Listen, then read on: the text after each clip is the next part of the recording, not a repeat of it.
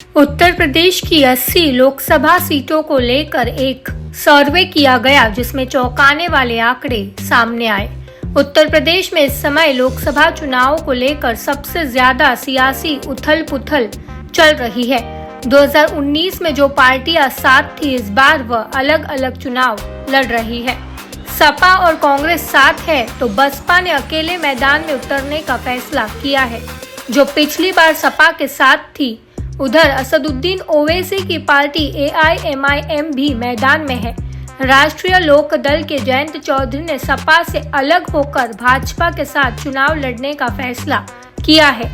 UP में हुए इन राजनीतिक बदलावों के बीच सर्वे में सामने आया कि किस पार्टी को कितनी सीटों पर जीत मिल सकती है। प्रधानमंत्री नरेंद्र मोदी ने दावा किया कि बीजेपी यूपी की 80 लोकसभा सीटें जीतेंगी।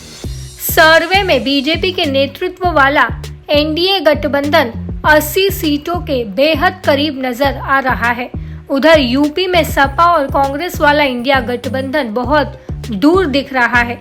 सर्वे के आंकड़ों से यह भी सामने आया कि बीएसपी के अकेले चुनाव लड़ने का इंडिया गठबंधन को नुकसान उठाना पड़ सकता है, जबकि इससे बीजेपी को फायदा मिलता दिख रहा है। सर्वे के आंकड़े कहते हैं कि लोकसभा चुनाव में यूपी में एनडीए को 51% वोट मिल सकता है, वहीं इंडिया गठबंधन को 35% और 8% वोट मायावती की पार्टी बीएसपी को जाता दिख रहा है।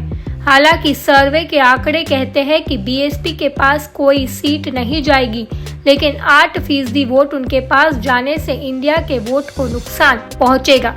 सर्वे के अनुसार एनडीए को 74 सीटों पर जीत मिलती दिख रही है। यह आंकड़ा 80 के बेहद करीब है। सपा और कांग्रेस के इंडिया गठबंधन के पाले में 6 सीटें जा सकती है, जबकि बसपा और अन्य को एक भी सीट का फायदा होता नहीं दिख रहा। सपा प्रमुख अखिलेश यादव ने इन दिनों पश्चिमी उत्तर प्रदेश की सीटों पर अपना फोकस बढ़ा दिया। वह यहां खूब रैलियां कर रहे हैं। 2019 के नतीजों की बात करें तो सपा और बसपा गठबंधन को पश्चिमी यूपी की 27 में से 8 सीटों पर जीत मिली थी, जबकि बाकी की 19 सीटें बीजेपी के पास थी। पिछली बार सपा बसपा गठबंधन में जयंत चौधरी भी थे, जो इस बार बीजेपी के साथ है और बसपा अकेले मैदान में है। इससे सपा को सबसे ज्यादा नुकसान होता दिख रहा है।